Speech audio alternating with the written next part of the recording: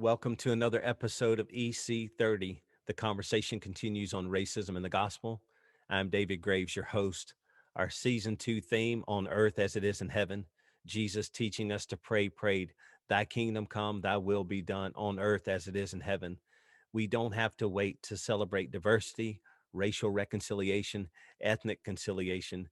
Those of us who've been reconciled by Christ can be reconciled one to another. Hey, our special guest for this two-part series, Pastor Alton Hardy. He's the lead pastor and founder of Urban Hope Community Church, an ordained teaching elder of the Presbyterian Church in America, and he's out in Fairfield, Alabama. I want to be clear, in this two-part series, today is part one. It lasts an hour, but very clearly, viewer discretion advised. Whether you're watching this on YouTube or you're listening on podcast, one thing that I have said from the beginning of the podcast is I never wanted to edit guests, and I'm so thankful that we've not done that. We've not tried to make this polished and some big theatrical display, but rather to model real conversations. And in today's episode, Alton trusts us with his pain. He talks about his upbringing, the brokenness, hard things, hard things. I'd like to tell you that this is my first recording here of trying to do the intro for this podcast this week. It's not. This is somewhere around 50 or so, and it's been a week. I've sat with it, wrestled with it. In telling his story and trusting us with his pain, Alton relays stories of things that were said to him, derogatory things, racist things, said and done. And some of those include a narration that includes the N word. That's heavy. I fall short of words of what to say other than this is the opportunity in this first episode for us to look at depravity, brokenness, the horror that words and the weight causes, and racist attitudes and behaviors cause. Knowing now we have hope in Jesus Christ, but you cannot listen to this episode and say, well, racism doesn't exist, or I don't know about instances where it happened to somebody. You're going to hear it today. You're going to hear it. The temptation, skip the episode because he narrates and says names that he was called, including the N word. That's going to be a temptation. I'm asking you, I'm pleading with you not to. Sit through the hour, listen to the pain. He's trusting us to walk with him in this. If you're not willing to hear somebody's pain, you're not willing to walk with them. By God's grace, this first episode, tough. Next week's episode is about God's redeeming grace and how he began restoring Alton, healing his heart and those things. But this first episode, it's not easy. I hope you'll prayerfully sit through it. Remember, viewer discretion advised for those around you who you choose to watch it with, those discussions, but it's one that we need to hear. I am praying for you as we listen to this. As a matter of fact, Lord, we ask for a just abundant measure of your grace as we hear from Alton. Would you just break our hearts over these real stories and instances about racism and the pain that he suffered through? He and his family, many more in his hometown, like what he went through. These are just a few stories. We're asking for your grace. We're asking for your spirit to continue to heal his life. Lord, that you would guide him in his community as he seeks out those who need healing, that you would prosper him, prosper those relationships. Would you bless us? Use this to stir our hearts to be reconciled with each other for the sake of your beautiful name and for your glory, we pray. Enjoy this hour-long episode with Alton Hardy.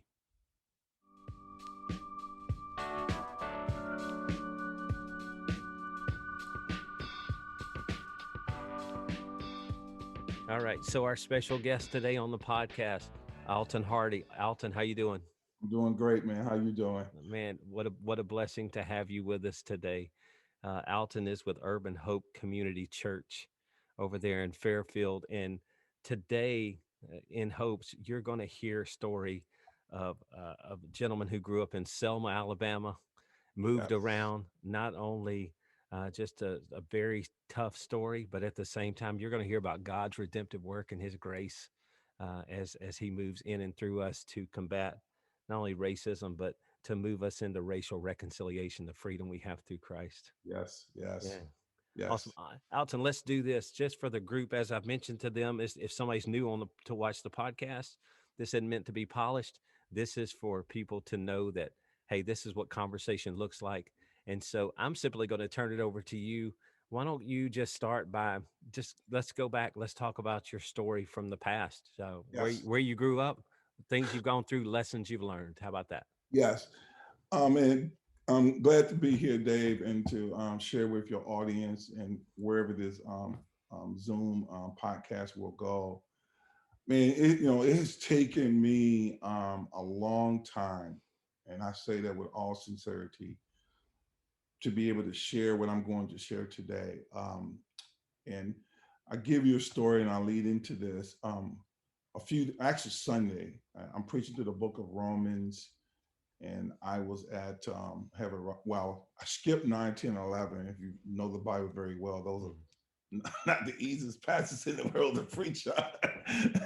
Especially that 9, 24, 23. I was like, Lord, I'm not trying to, I got a young church. I'll come back to that one. I'll table that one. But I said, let me just stop down in verse 11 to 33 to 36, which is all the depths. And Sunday was a sweet moment for me. Did a lot of crying because on Sunday we meet at 5, and I got a text from my sister Tony. But prior to me getting the text, it was a few weeks ago. I was reflecting on my life, being born in Sardis, outside of Selma, a sharecropping town, and what I would say that God brought me in a place where severe poverty. And the way I like to talk about poverty, not just in a physical sense, but to your audience, it was mostly mental, emotionally, spiritually.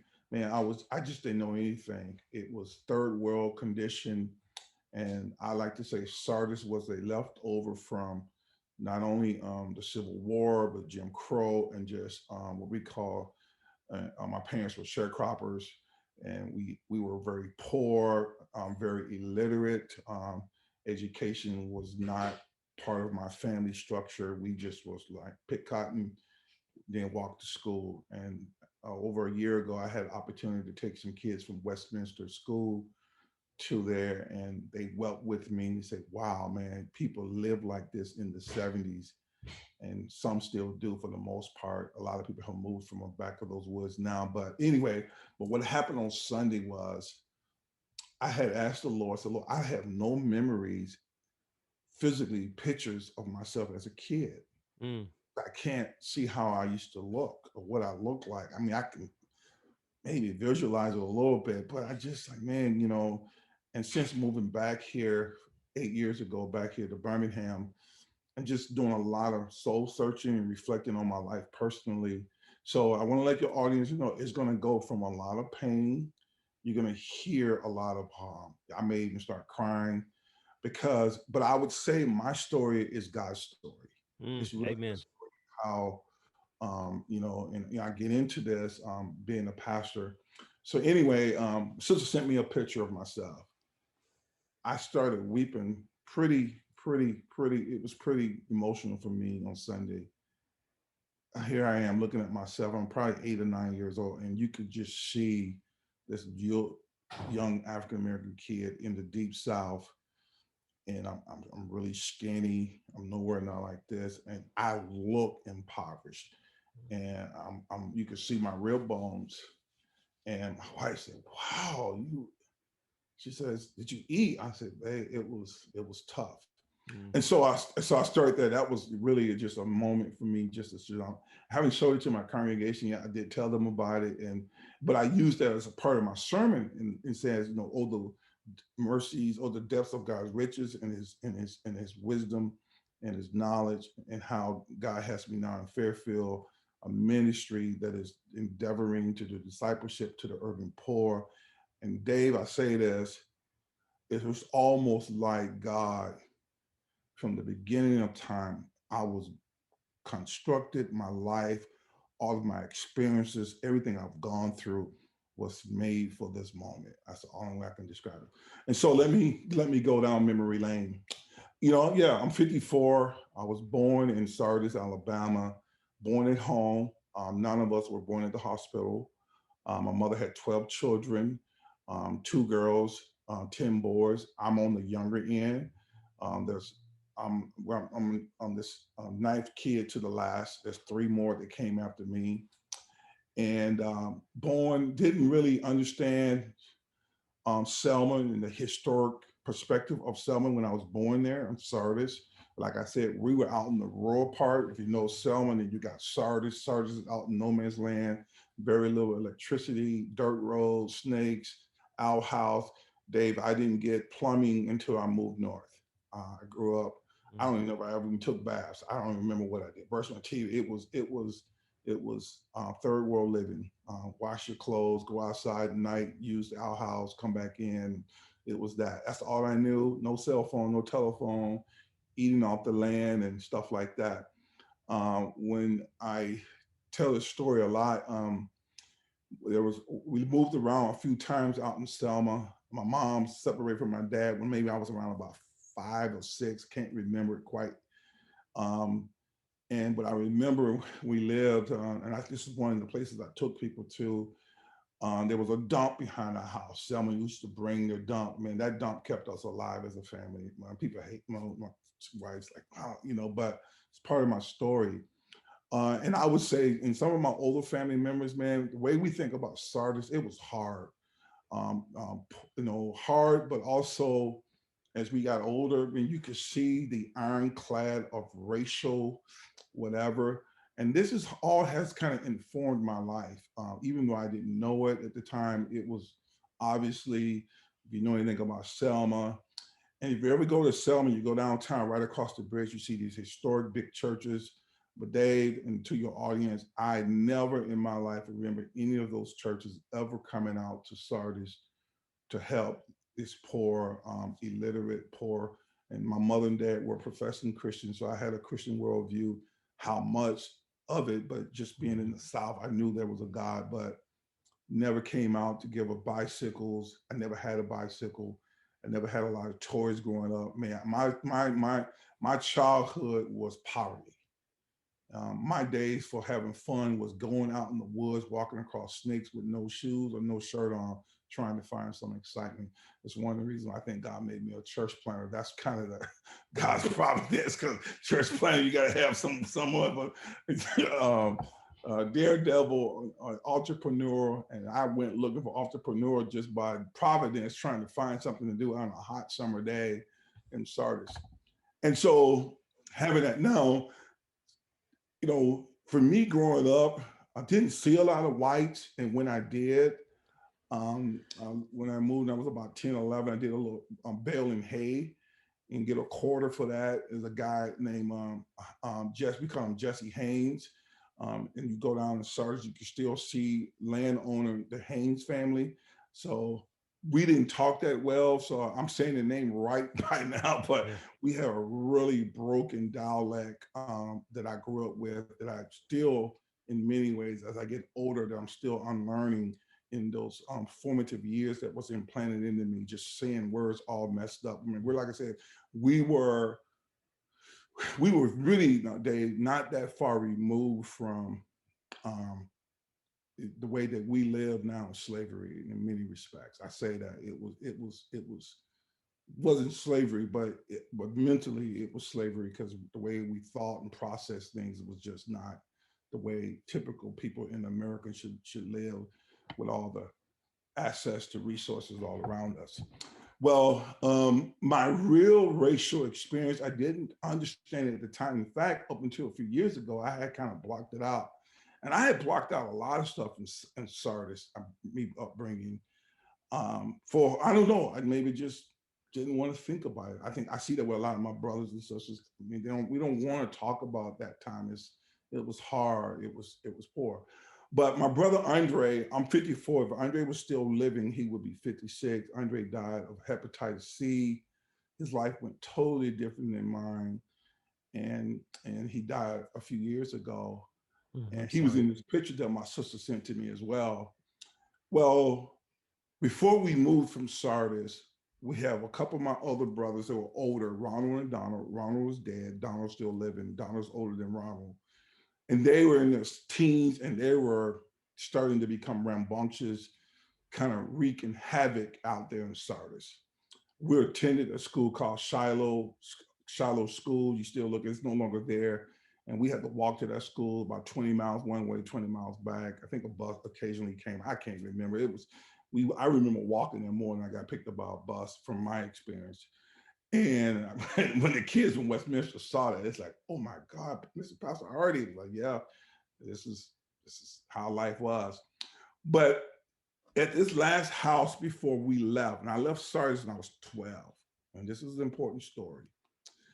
My brothers them had broken the Shiloh School, and had stolen all of the canteens and stuff out of the cafeteria. And we had hid it in the cornfields right next to our house that was a shotgun house, old house. We called this house Kate Carter's house. It was an old plantation home we were living in. And the sheriffs were coming out to our house looking for my two brothers. I really don't understand it, but I do remember this scene that I had kind of repressed in my mind. And so just to kind of help your audience see and I want you to just kind of go with me in memory lane. Well, the sheriffs back in them old days, I guess they probably could still do it like in the Western movie. They could deputize some friends. Hey, you're a deputy. Come on with me. So the sheriff came out with about 6 guys, white guys, and they knew my mom, but they called my mom Belle. Belle, where is Ronald, Pee Wee, and Duck? That were their nicknames. My mom says they're not here. And they like, come on, Belle, we're not playing today. It was in the evening. They were trying to, I guess, scare my mom. And so Andre and I were close to age. Andre's the one that's deceased. And so Belle, we are not playing with you. And we're like poor people. There's no cell phones. There was no house phone. We're out in the middle of no man's land, dirt road. And there was this big tree in our front of our yard. And this is a true story. And these guys proceeded to grab a hold of my brother Andre, and they took him because Andre was pretty big. He was bigger than anyone, all of us, because he's the next oldest and big country kid. They took him and they threw him on the back of their pickup truck. And I still don't know if I understood what was happening at the time. My mom was sitting there, she's screaming, and my sisters were all screaming. And they threw a rope around his neck. And so this would have been, I was born in 66. I was about 11 years old. So that would have been like in 1975, 76, 77, somewhere in there.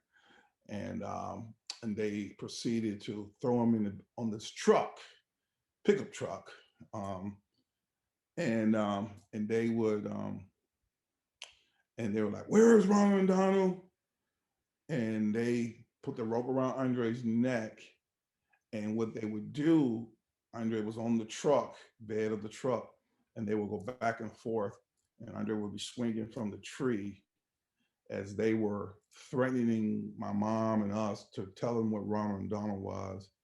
So at the time, Dave, I'm young. I don't really have enough life experience of what has happened in Selma. I never even knew any of that stuff because we out in the country and the marches with Dr. King, some of my older brothers went to that. That really didn't make no difference out there in Sardis. That was like a world away from downtown Selma. But Andre was swinging through the air and they were backing up. Where is he? Where is Ronald? Dump TV. And they were doing that. And I just remember us all screaming and hollering. Andre was swinging from the air. And of course, he was losing breath and stuff. And then they would back up. His feet would come back down on the back of the bed of the truck. And there was nobody to call. So my brother Vernon, about a year ago, we were reflecting on the story. And I'm just me being me, I'm in a different place now. And I said, Vernon, how come we didn't call the cops? My brother Vernon said, Alton, where you at? He's like, they were the cops. Mm. They were the police. And I said, oh, yeah, you're right. Um, so that story was a real story. That was just one of the more vivid racial stories um, in my startest days that I had in my life. And so, once again, for the audience, Romans 8:28, Genesis 50:20 is real for me. I used to hate Selma. I used to tell people I wasn't born in Selma. So anyway, let me move out of Selma. So I left Selma when I was about 12.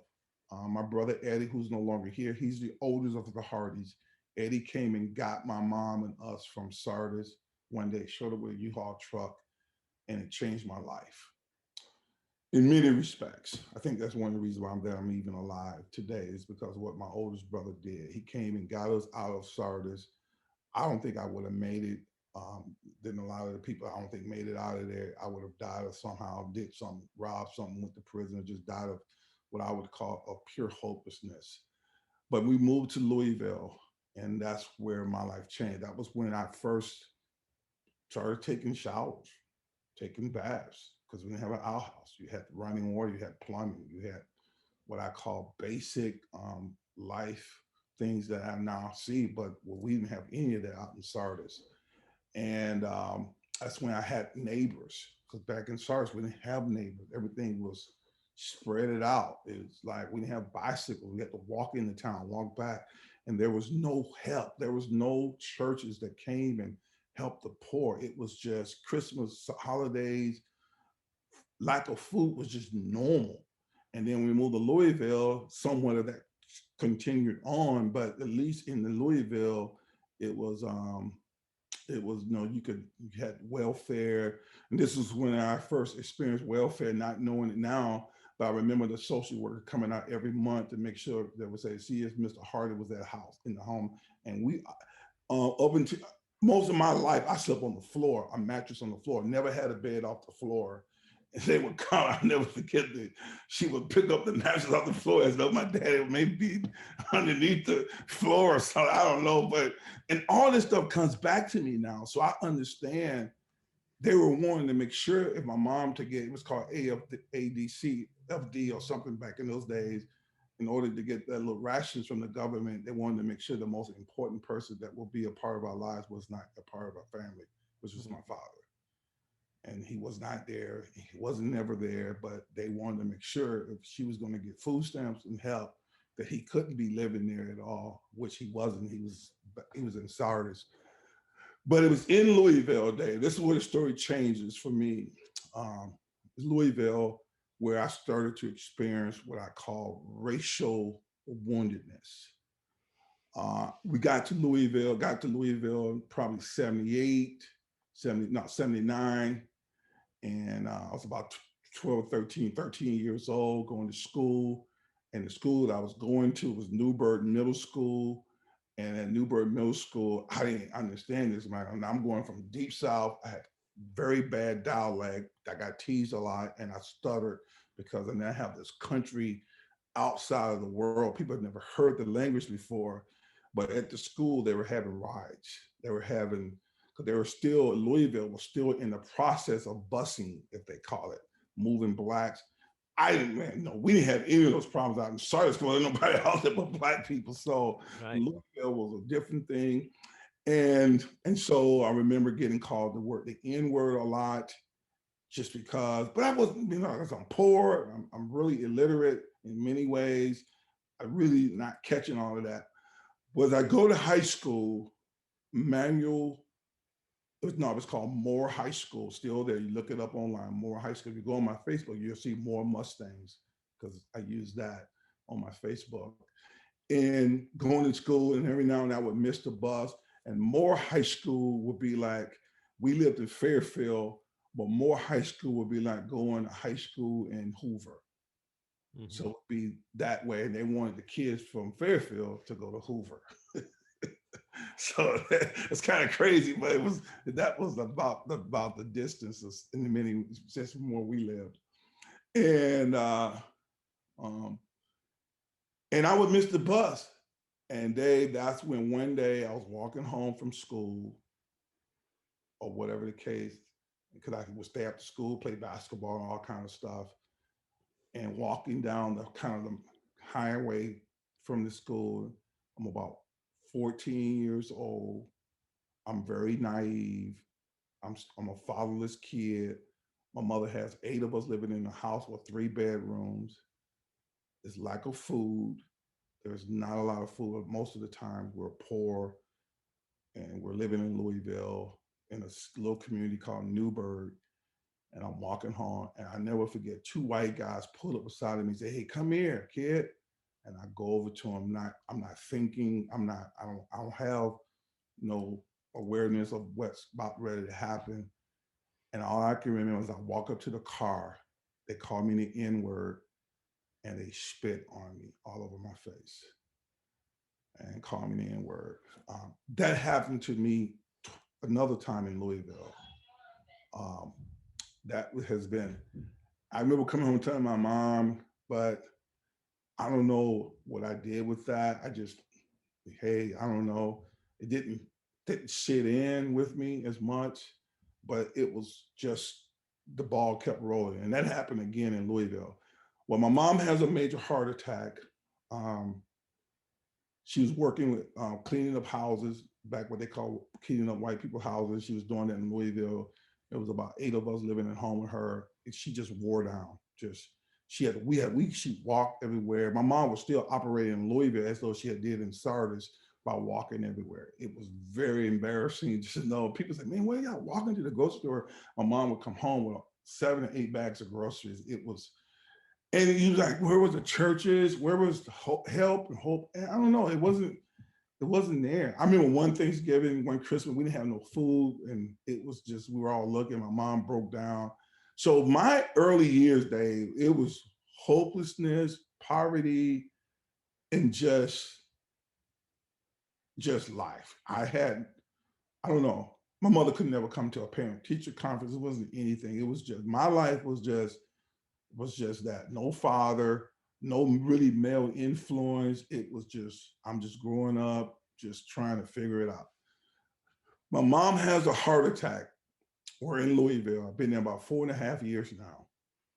And I'm a sophomore in high school.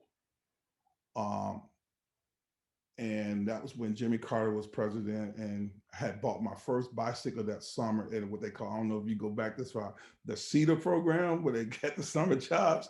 So I got my first job, man. That was like lifestyle. I bought my first bike. I never had a bike before. I bought my own bike. I had to buy it myself. No church gave it to me. Nobody took up an offering and gave it. It was a kid from Sardis bought my first bike. This stuff don't come back home. So mom has this heart attack. She almost died, and we had never seen nothing like that. I never remember going to the hospital. She had all these tubes, and make a long story short, she comes back out. We're already was struggling, but we're struggling even more now because she's in the hospital for like 4 months. And she said, "Alton, what you want to do? I can't take care of y'all no more. And this is where my life changed for another whole purpose of God." She said, "You go back to Selma." And I never just on spectrum of my mind, I'm never going back to the South. I am never going back there. I don't care. I'm running away. I'm not going back there, man. I can't. I had started to get life, have friends. I'm not going back there. And she said, "What are you going to do? I can't take care of you." And my sister Tony was older than me. And, like in most families, she took care of me the most. I said, "Can I go stay with Tony?"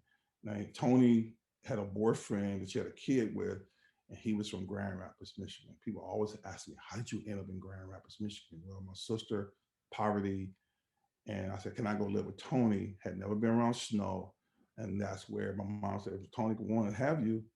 And so I went and lived with Tony, and I was already fatherless. And then I never, at 15 years old, I never lived again with my mom. I get emotional when I think about that. I mean, I had the double whammy. I'm already fatherless, and now I'm motherless. I don't even, and Dave, life is coming so fast. I moved to cold Grand Rapids. brother, it's when I moved to Grand Rapids when God in his providence really allowed the racial woundedness to go to another level in my life. Because it was in Grand Rapids where this northern city, um, where a Dutch community, where it just took up whole new levels of in my life. So I moved to Grand Rapids, snow, it's cold, I'm country.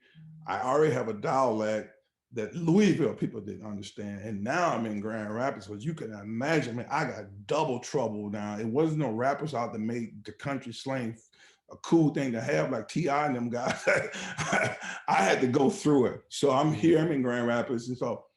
And going to Union High School, when I got there in 82, Dave, 81, they were, most of the school year was over. They were going through still on the hills in Grand Rapids because Union was like, here again, another like more high school, like in Hoover, and we're living in maybe a Homewood. It's far away. It's not close by because they're still going through that busing thing. So there was some rides and stuff when I got there, but it was more under control by the time I get there. But the neighborhood that the school was in was very hostile for Blacks. You had to walk through. And I, once again, missed the bus a few times walking home. And in those two occasions, I was twice, people threw piss on me, urine on me, pulled me up and got a cup and he threw it on me. And the second time I was spit on again. I'm young. I'm not processing this stuff in a way. It's just it's happening to me, but it's not like I have a pastor to go talk through and process it with what did just happen to me. But going there. So graduate from high school, none of my family could come to my graduation. And my early years was just pain and loneliness, sadness, always by myself. I'm just going through life. I'm not trying to, so if I get a little emotional about this stuff, it's just because I want people to hear, where was God in all this? I didn't ask for Sardis. I didn't ask to be born where I was born. And I'm just trying to figure out life. And I don't have time to even reflect on suffering and pain. I'm just living. I'm suicidal in some ways. And so when I'm in Grand Rapids, my sister Tony, man, life is hard for her. And she's not my mom, and she's fighting with her boyfriend all the time. And man, we're all from Sardis, and she's just trying to figure it out. And so she moves to Buffalo, and my mom come here for a little bit to Grand Rapids, and she asked me what I want to do. And here again, I'm in my senior year of high school. I'm playing basketball. I'm 6'4", and I can jump out the gym. I'm Jordan incarnation only. And I'm from Louisville. If you know anything about Louisville, Danny Crum, basketball. So the guys saw me in Grand Rapids, like, man, you from Louisville? So they just assumed that I could dunk and jump and play ball, and I could, but I still was shy, skinny, and malnourished in many ways. So my mom said, you're gonna come to Buffalo with us? Because most of my family live in Buffalo, New York right now. All of my brothers and sisters, that's where they live. And so they had all kind of moved there. And my oldest sister, Doris, lived there. So everyone was kind of migrating to Buffalo, from Sardis to Buffalo, New York. And I said, Mom, I'm on a basketball team, and our basketball team was good. We were rated like number 1, number 2 in the state of Michigan. So, I mean, I'm kind of like where I was in Louisville again. I'm like, I'm just right where I want to be. Now I got to move again. Mom, I don't want to move. So I'm 17, 18. She's like, well, I guess. My brother Ronald, who's no longer living, was supposed to come from Iowa to Grand Rapids, but he didn't come when he's supposed to because Ronald was wild back in them days. And so guess what happened? I ended up staying in Grand Rapids, Dave.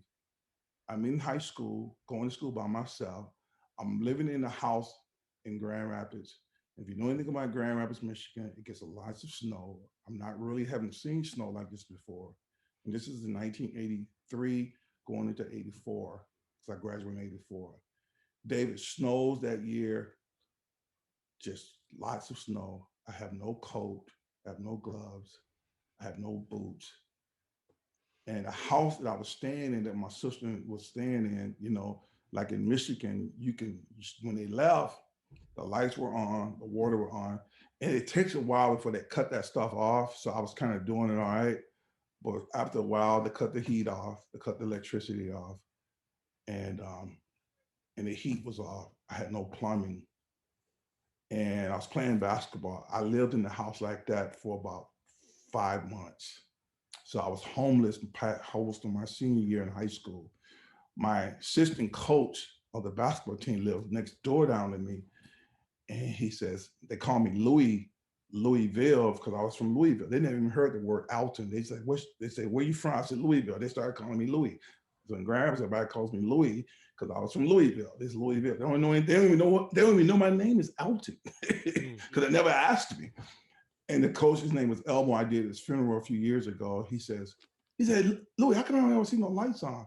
I said, Elmo, trying to save money. He said, how come I never see nobody else coming out of the house?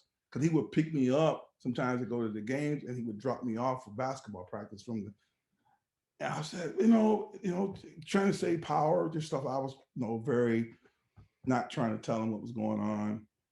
And then one day he saw me, he just cornered me. He said, Louis, what's going on? How come you got no coat? I mean, everybody can see I'm wearing double shirts. I'm 6'4". My pants are really short because I don't have the right pants on. And I'm wearing I wore size 13, Dave, but I'm wearing 8.5 gym shoes because they were my sister's boyfriend's shoes, and he had left them. So I was wearing those to school just to that's what I have. So that's, even today, my feet is kind of messed up because I wore these shoes to try to, I don't know, man. So I'm just doing life, and graduated from high school, and this Christian family, Elmo's sister, takes me in, and I end up living with her for the rest of the school year. I go off to college. I experienced some racial stuff in college. I tell this story, and then I'm gonna move on to some racial stories. When I was at college at Alpena Community College, I went up there for basketball. And at Christmas break, what happens with schools, they normally they shut down, right? The dorms and stuff. And the first year I was up there, Dave, uh, I told the basketball coach, I said, I have nowhere to go. He said, what do you mean? I said, I don't have nowhere to go. And he said, what? I said, I don't have no home to go to. And like, my mother was poor. I mean, she was living with my sister up in Buffalo, but there was a lot of people living there. And I didn't have no money to catch no bus. So the whole school had to put me in a hotel for 3 weeks because I had no place to go back to even stay for the Christmas break, from the break to come back to school. And I'll give a shout out to Alpena Community College for that. They put me in a hotel. I just ate McDonald's and stuff like that. It was. So I want you to see, it was not only racial woundedness, but coupled with poverty, fragmentation, family fragmentation, a lot of stuff. So get done with school, come back to Grand Rapids, man. This is where it starts to pick up.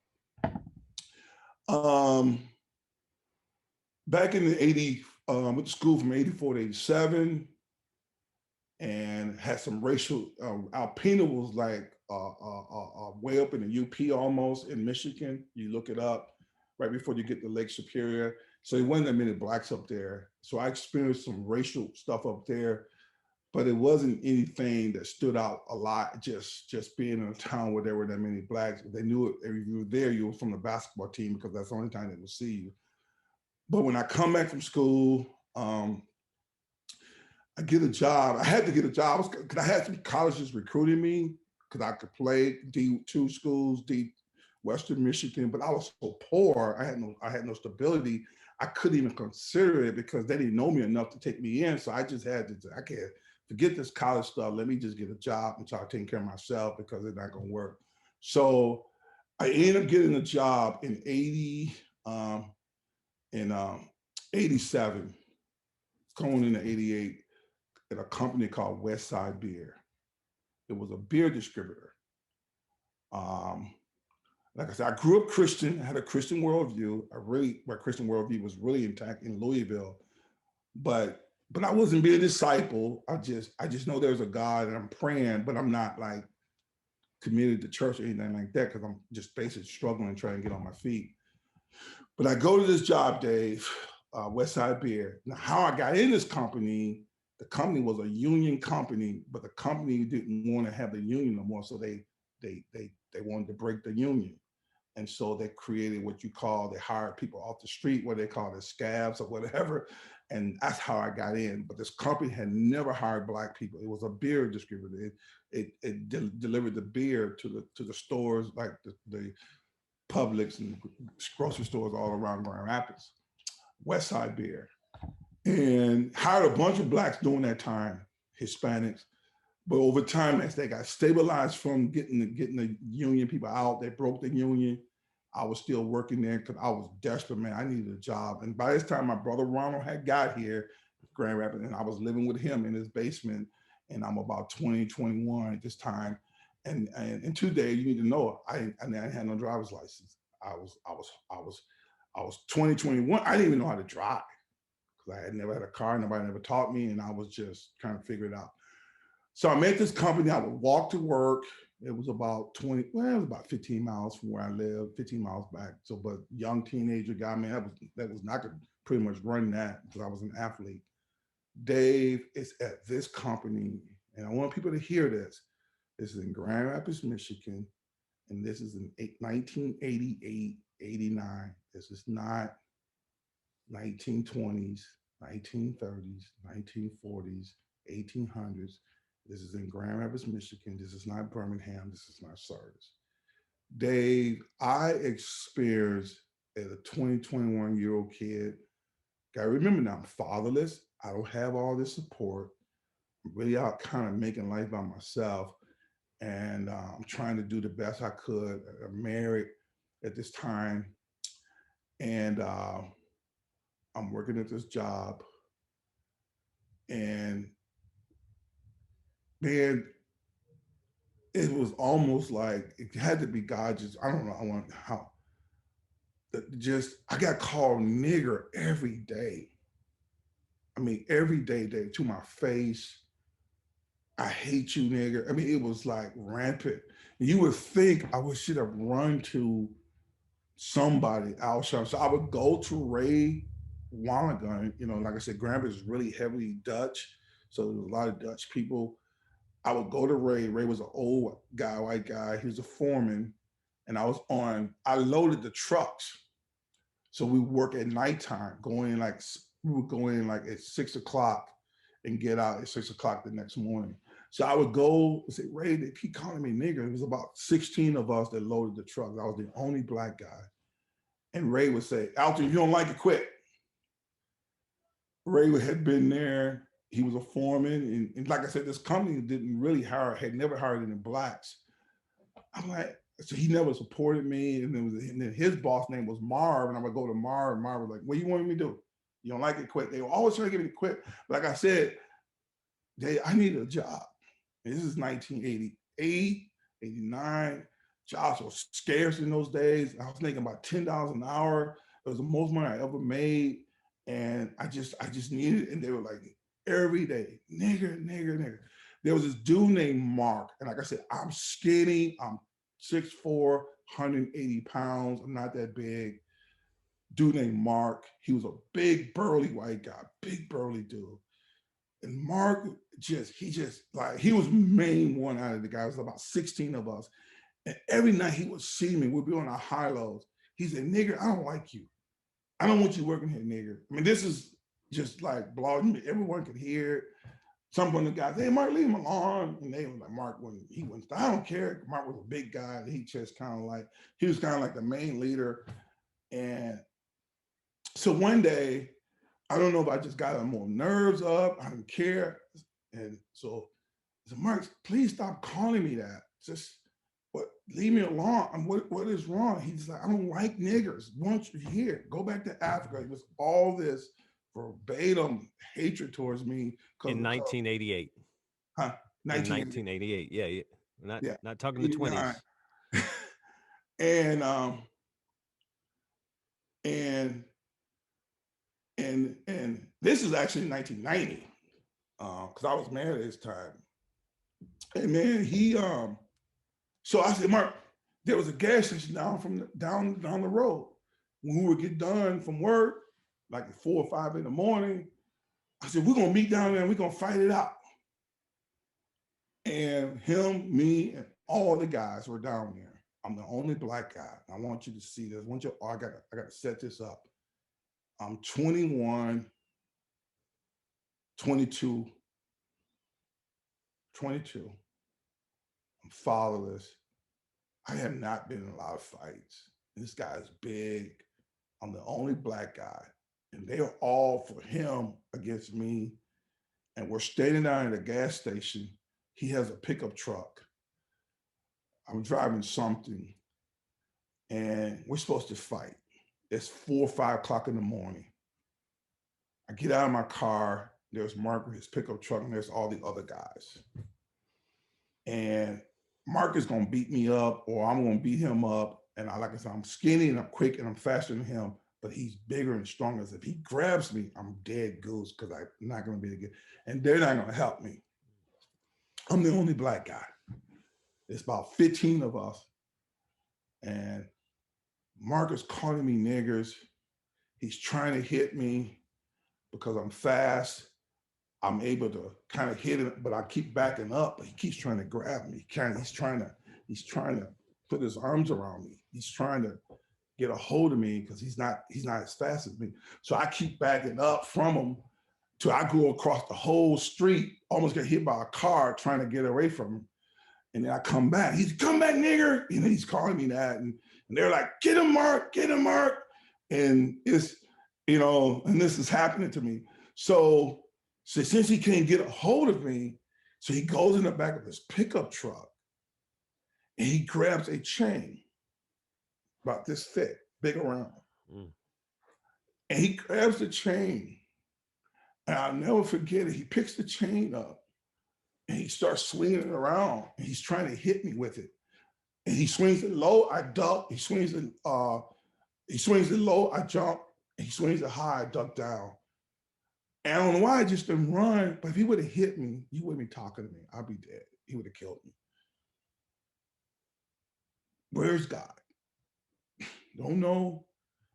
And they treated me so bad at that company. I get off of the night shift, I become a driver in Grand Rapids. I was the only black driver that you would see in Grand Rapids. I would be delivering beer. I would go into stores, bringing beer out in the country and up in Cedar Springs and places like that. And I couldn't bring the beer in because the nigga don't bring that beer in here. They wouldn't let me come in. I called back to the company and say they won't let me bring it to them. I'm bringing them Bud Light, Budweiser, Michelob, Busch, Natural Light, and I can't even deliver it. Man, I must have been called nigger so many times on that route. I can't even remember it. And I hadn't. And I'm young, I'm athletic, I'm still strong. I started having heart issues because I was having anxiety, you know what it was. I would go and talk to the company. I remember the owners, I went and talked to them. They were big basketball fans. They knew I played basketball in college a little bit. And then I'm not gonna mention their names because they probably think I tried to call them up a few years ago. They wouldn't take my phone call. They probably thought I was trying to get lawsuits because they remember all this stuff. And they wouldn't do anything for me. And I mean, and then they finally fired me, man. They finally got rid of me. I had an accident in the truck, and man, they used that. They said, we're getting rid of you. One accident in the truck. I clipped a building because driving those long beer trucks sometimes, you have to really watch. Man, I was a good worker. Man, I went through extremely racial woundedness beyond my ability to even comprehend. Well, the story picks up. That West Side Beer, it was daily. I was called the N-word. I was called the N-word on the route. I never forget, I went in this bar downtown Grand Rapids. It was on the west side. It was going what they call Pulaski Days, the days where they celebrate St. Patrick and stuff like that. I go in with got a cart of beer, a two-wheeler of beer stacked on top of you, bringing it in. I never forget the guy behind me. He said, "Nigga, don't come one step forward. Grab this gun. Don't come one step forward." I got Budweiser seat on, a truck outside. I'm a beer guy. He said, "Niggers can't come in here." I called back the company. I said, "Hey, they won't let me come in." I said, "Damn it, Alton, why is it that you can't?" They made it me. I'm like, my color? I'm like, we gotta always come out. They didn't tell the guy, "Why are you giving this guy a hard time?" They says, "We don't have anybody else. Figure it out. Try to get the beer in there." I'm like, man. And then I was like, man. So move that on. I get out of that job. And man, I was just fired so many times. Just Grand Rapids, go there. See, that God always had me in these places where I'll be the only Black. I was a good worker, but man, it was like, I must have had something on me that said, beat me up because I'm Black. Call me nigger or something, because it happened everywhere I went. And so then it culminates at this company that I end with this story. So I go to a company, I'm married, got 2 kids. My wife is pregnant with our second one. I met this company, it's another union company. And this is where God in the story, I'm a Christian now, I'm in church, I'm in a charismatic setting. I love God, Dave. I'm in church, I'm growing, my faith is strong, I'm singing songs, I'm a new person. I'm talking to God. I'm in a whole total different mind than I was when I was at the beer company. And I'm at this place, and it's a union company. In Grand Rapids, man, you got to get your 90 days in to get into union. Everything is union. Do your 90 days and you get in full time. And I'm working third shift, and my marriage is struggling because I'm on just different shifts and stuff than my ex-wife at the time. And so I'm in this company. And one night I got about 60 days in, guy comes up to me about 1 o'clock in the morning and said, "Alton, get your stuff." In fact, he said, "Nigga, get your stuff." I said, "What I do?" I'm making $7 an hour. This is in 1992. He said, "Get your stuff, nigga." I said, "What I do?" His name was Jim.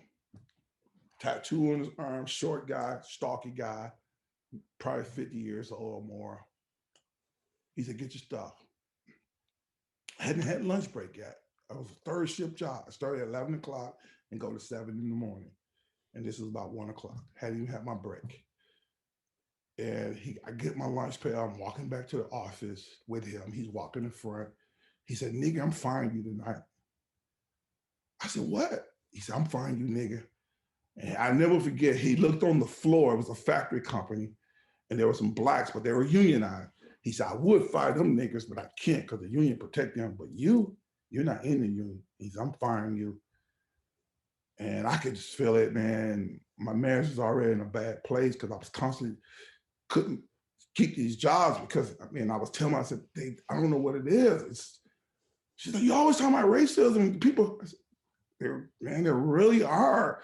But I couldn't explain it. I was not able to articulate. I had stuttering problems, or I was, that's a whole nother story. I couldn't really talk that well, and I was still a shy kid. So anyway, I wore in his office, and I'm in his office, and I'm like, "Jim, what do I do?" He said, "You ain't doing that. I'm just firing you. You're not getting in this company.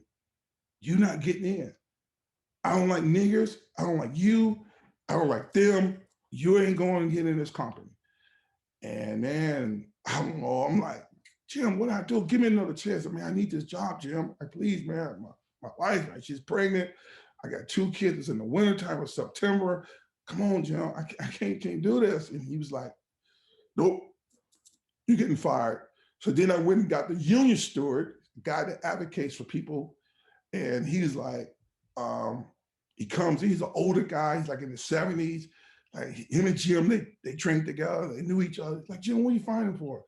"John, get out of here. You know why I'm firing him. You like me anyway. Come on. You know you don't like these niggas in here. So I'm firing him. He ain't getting in. I ain't letting no more in." And this is 92, guys. And John said, "Yeah, Jim, but I understand, but Is he a bad worker? No, I just fine. I don't want him in here. He ain't getting in. And you can't do nothing about it, John, because he ain't in the union. You can't protect him. I know the rules. They're just talking like this in front of me. And John looks at me and says, I can't do anything for you, man. You ain't in the union. I can't protect you. He's like, so I'm a Christian. I'm thinking about my marriage, children. Like, okay, God, well, I don't know why this is happening again. I'm like, okay.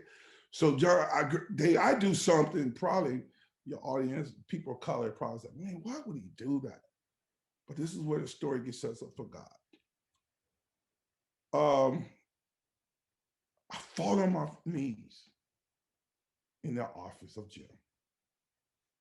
This is why I'm already crying. So I get down on my knees. I start begging this guy for my job. I said, Jim, I need my job. I just like, I don't have it no more. I don't know what to do. I'm just like, I could just feel hopelessness coming over me. So please, Jim, please, man, don't do this to me. And Jim stands over me. And as he's standing over me, Dave, he goes into a racial KKK fit. He just like, I hate you. I hate all people like you. Go back to Africa. And I'm on my knees. And Dave, I am bellowing with all my heart to God. I'm crying like a baby. I hear Jim, but I am so engulfed in the pain of the hopelessness that I'm experiencing that I'm hearing him, but I can't. It's too much. It's just like I'm being fired because of color of my skin. I'm going through all kinds of emotions. Jim is just going in on me. This probably going on for about 10 minutes.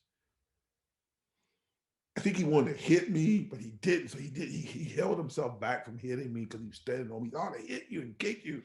Get him off the floor, nigger. He was screaming at me. I'm bellowing tears out of my heart, like I was just weeping. He goes to get the security guard. The security guard comes in. Alton, you gotta get up, man. Stop. Come on, get up. And I finally get up. I sign the paperwork and I walk out that night. Man, I don't know. See, let me tell y'all all this something. People say, man, what's this guy in Birmingham? Who is this guy? What's going on with who's this dude? And I don't know where Joseph went when he was thrown in the pit. And I don't know. I just knew, man, I was numb. And I remember walking out, looking up in the sky. I said, God, I don't know where you at. I don't know. And so it's just, you don't know. We read verses like Romans 8:28. We read verses like 50:30, 50:20. Man, we don't know. I didn't know what God was doing. I had no idea what God was doing. Man, I just know my life was falling apart and I had just experienced the greatest racial wound of my life. And I made myself vulnerable by getting on my knees. And I can tell you, Dave, and I tell your audience, you can't tell me about the cross. You're not going to tell me about that cross because it had that cross to get me out of that state, to get me where I'm at now. You couldn't just read it to me. All of the wounds, beard, sardis, and poverty, and church not being the church, God just had allowed me to get to a place where I was going to be able to tell a story that he wanted me to tell people about where I get to this gospel hope. Because I was not going to get there by no conference. I was not going to get there by no healing crusade or whatever you want to call it. Jesus was going to have to just be the one that he said he was, because I was so racially wounded, so hurt. In fact, it was 2 months later, Dave, I'm in this church service. And this guy was preaching. David Arlen, you can look him up. He's church in New Jersey, has a multi-ethnic church. And Dave Arlen, 2 months after that episode, called me out of the audience. And he says, young man, I don't know who you are. He said, but you and your family have experienced a lot of racism.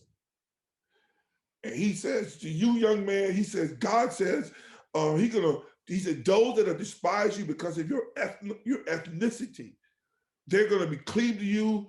And then he said this to me. He said, you will no longer be wounded by racism.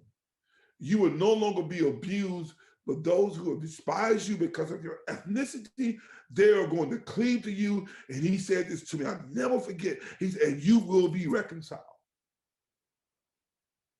Prayed for me, sit me down. Out of a church of 1,000 people.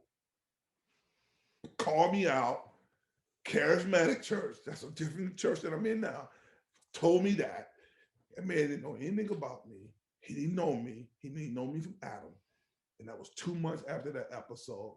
He says, you and your family, especially you've experienced a lot of racial woundedness. A lot of people despise you because of your color, your skin. I go back to my seat. Okay. Probably still numb to some degree, Dave. I don't know. Well, fast forward. And Alton, let me do this to those listening. I want to make sure that there is a temptation, either past or present, for people to want to fast forward to the great parts of the story, to the victory in Jesus, to those watching on podcast, to watching on YouTube or listening on the podcast. This is the end of episode of the first part of this interview. I want you to sit prayerfully.